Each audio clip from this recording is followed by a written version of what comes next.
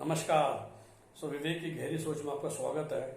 और बहुत फनी चीज़ है, इसलिए बहुत बिजी होने के बावजूद मैं वीडियो बना रहा हूँ। It is regarding the Congress president election और and the issue of Ashok Gehlot. देखो, शायद पहली बार आप भी लाइफ में ऐसा देखोगे कि एक इंसान इलेक्शन लड़ रहा है और वो पूरी कोशिश करेगा कि मैं इलेक्शन हार जाऊँ। जी हाँ, देखिए, अशोक गहलोत जी को कांग्रेस का अध्यक्ष बनने में कोई इंटरेस्ट नहीं है। वो इस बार ऐसे फंस गए हैं क्योंकि उनको इतनी बड़ी पोजीशन दी जा रही है ना कि आप मना तो कर नहीं सकते। देखिए, जब राजस्थान का सीएम का इशू हुआ 4 साल पहले, उन्होंने अपनी जादूगरता दिखाई और सोनिया गांधी को कैसे भी कन्विंस किया कि मैं ही चीफ मिनिस्टर होना चाहिए। लेकिन अब अगर आपको सोनिया गांधी बुला के कह रही है कि आप अध्यक्ष बनिए या आपको इनकरेज किया जा रहा है, तो टेक्निकली स्पीकिंग तो ये प्रमोशन है। देखिए, इतनी बड़ी पार्टी का राष्ट्रीय अध्यक्ष बनना, इंडिया में तो कुछ ही बड़ी पार्टी हैं। और फिर से वीडियो बहुत लंबा हो जाएगा और मैं आपको पॉलिटिक्स समझाने लग गया। पर देखिए, बीजेपी कांग्रेस एटलीस्ट इन दो पार्टियों के बारे में हम कह सकते हैं कि राष्ट्रीय अध्यक्ष की वैल्यू काफ़ी है। डेफिनेटली अगर आप पीएम और बीजेपी के तो वो आप लेना चाहोगे, लेकिन राष्ट्रीय अध्यक्ष ऑफ बीजेपी और chief minister of A state of BJP, शायद राष्ट्रीय अध्यक्ष एक बड़ी पोजीशन मानी जाएगी। Same for Congress. दिक्कत क्या है, अब जो मैं आपको वैसे समझाता हूँ इस वीडियो में, कि नेता ना मोटा मोटी दो ही टाइप के होते हैं। मैं 10-20 नहीं बोलूँगा। कुछ नेता होते हैं जो ग्रोथ को एक पार्ट ऑफ लाइफ मानते हैं और उनके लिए ये है कि हमने करियर स्टार्ट किया as a councillor of a municipality, फिर मैं एमएलए बना अपने स्टेट का, 2 बार एमएलए बन के आप मिनिस्टर बनते हैं स्टेट में। फिर 2 पाथ होते हैं कि आप स्टेट के मिनिस्टर से आप एक दिन चीफ मिनिस्टर बन सकते हैं, या चीफ मिनिस्टर की पोजीशन कम है तो आप एमपी बन के केंद्र में चले जाते हैं। तो नितिन गडकरी ने का पाथ है सारा, ठीक। और केंद्र में आपको मिनिस्टर्स बहुत नजर आएंगे जिन्होंने ये बात लिया है हर पार्टी में। क्योंकि कुछ लोग ऐसे होते हैं जो ना स्टेट से बहुत ज़्यादा दिल से जुड़े हुए होते हैं। तो शिवराज सिंह चौहान, जब वो 2018 में हारे और 2019 में फिर मोदी जी की सरकार आई, उनको पूरा ऑफर था ना कि वो केंद्र में एक टॉप 10 मिनिस्टर बन सकते हैं। But he decided to be leader of opposition in Madhya Pradesh assembly. So is Devendra Fadnavis. तो ये लोग स्टेट के नेता बनना चाहते हैं, ये चाहते ही नहीं है कि मैं केंद्रीय राजनीति में आऊँ। उसमें यह भी होता है कि फिर आप कभी भी पीएम या एचएम में फाइनेंस मिनिस्टर नहीं बन सकते। लेकिन सच्चाई की बात तो है कि किसी बड़े स्टेट का मुख्यमंत्री की जो पावर होती है, जो स्कोप ऑफ वर्क होता है, वो शायद केंद्र के टॉप 6-7 छोड़ दो तो ज़्यादा ही होता है ना। लेकिन कुछ नेता ऐसे होते हैं जो केंद्र में आके PM, HM, finance minister, foreign affair minister बनने को ग्रोथ मानते हैं, प्रोग्रेस मानते हैं। अमित शाह, ही कैन, और वो बहुत आराम से गुजरात के मुख्यमंत्री बन सकते हैं ना किसी भी दिन। But he became home minister of India because he hopes to be prime minister of India once mister Narendra Modi ji retires. No other reason, it will never happen for any other reason. Similarly Yogi ji फिलहाल UP में है, कल को उन्हें अगर केंद्र सरकार में आना है तो शायद एक और टर्म के बाद उनको कोई केंद्र सरकार की मिनिस्ट्री लेनी पड़ेगी। हाँ, नरेंद्र मोदी जी सीधा सीएम से पीएम बन के, those exceptions happen, but generally जो आप पुराना ट्रेंड देखोगे तो दैट्स अ कॉमन ट्रेंड कि आप केंद्र में आ जाइए, केंद्र में आप एक सीनियर मिनिस्टर बनिए। जो अडवाणी जी हो जाते अगर वो इलेक्शन जीत जाते, लेकिन वो हो नहीं पाया। तो for me that's a natural progress of, that's a natural growth. पर इसलिए मैं अशोक गहलोत का नाम लेने से पहले, चाहे वो देखिए, जब जसवीर बादल जब कांग्रेस में वो हार गए 2017 का इलेक्शन, तो 19 इलेक्शन बन के एमपी बन गए, राइट। उनकी वाइफ एमपी बन गई और तो वो और एमपी बन के वो मिनिस्ट्री ले ली उन्होंने। Of course ministry Harsimrat Kaur ji ने ली थी, लेकिन सुबीर बादल भी मेंबर ऑफ पार्लियामेंट बन गए, वो एमएलए नहीं थे। और फिर दोबारा से वो 22 के इलेक्शन लड़े to become a potential chief minister. तो ये लोग वो होते हैं जिन्हें पावर चाहिए। तो स्टेट का मुख्यमंत्री नहीं हूँ मैं, और मेरे एलआई की सरकार है केंद्र में, तो मैं वहाँ मिनिस्ट्री ले लेता हूँ, पर मिनिस्ट्री होनी चाहिए। अखिलेश जब एमएलए नहीं बनते थे तो he always want to be MP in centre, क्योंकि एमपी तो एमएलए से बड़ा ही होता है ना।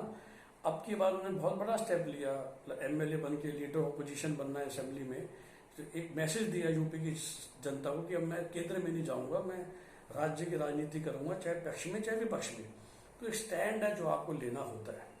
अशोक गहलोत जी, जैसे मैंने बोला, लाइक शिवराज सिंह चौहान, लाइक वसुंधरा राजे सिंधिया, जो कि अब 4 साल से कुछ भी नहीं है। She could have been a minister easily in central government ना, but she also wants to be in the Rajasthan scheme of things. Shivraj Singh Chouhan का मैंने नाम लिया, देवेंद्र फडणवीस का नाम लिया, और इसी लिस्ट में कांग्रेस में सबसे ऊपर आते हैं अशोक गहलोत, जिनको राजस्थान से बहुत ज़्यादा प्यार है, राजस्थान के मुख्यमंत्री कुर्सी से बहुत ज़्यादा प्यार है। उनका जो पूरा एक राजनीतिक करियर कह लीजिए, वे ऑफ लिविंग कह लीजिए, वो राजस्थान है। उनको समझ भी नहीं आ रहा होगा कि मैं कांग्रेस का अध्यक्ष बन के दिल्ली बैठ के करूँगा क्या। ठीक है, आपका काम तो ये कि पूरी इंडिया में घूमो, पूरी इंडिया के प्रदेश अध्यक्षों से कोऑर्डिनेट करो। वैसे तो आपके हाथ में इतनी पावर है कि आप डिसाइड करोगे कि स्टेट का कौन मुख्यमंत्री बनेगा, राइट, टेक्निकली ऑन पेपर। और मैं गांधी जी को भी बीच में नहीं ला रहा हूँ, वो रबर स्टैंप होंगे, मैं वो सब भी नहीं कह रहा हूँ। इमेजिन कीजिए कि गांधी तीनों रिटायर हो जाते हैं, इमेजिन।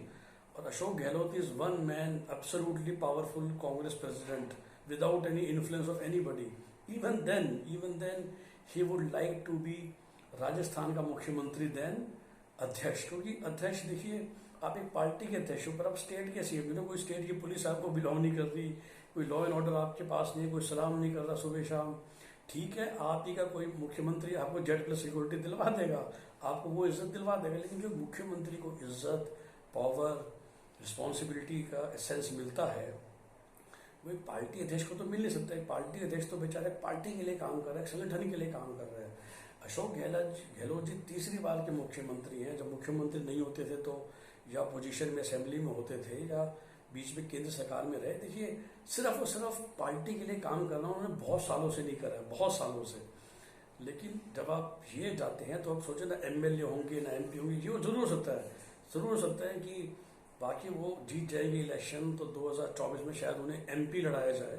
तो I think Congress president plus a member of parliament, it will not be, मतलब कि जैसे जेपी नड्डा जी भी हैं तो उसको शायद नेगेटिव तरीके से नहीं देखा जाएगा। लेकिन वो मज़ा नहीं आएगा जो कि एक मिनिस्टर बनने में आता है।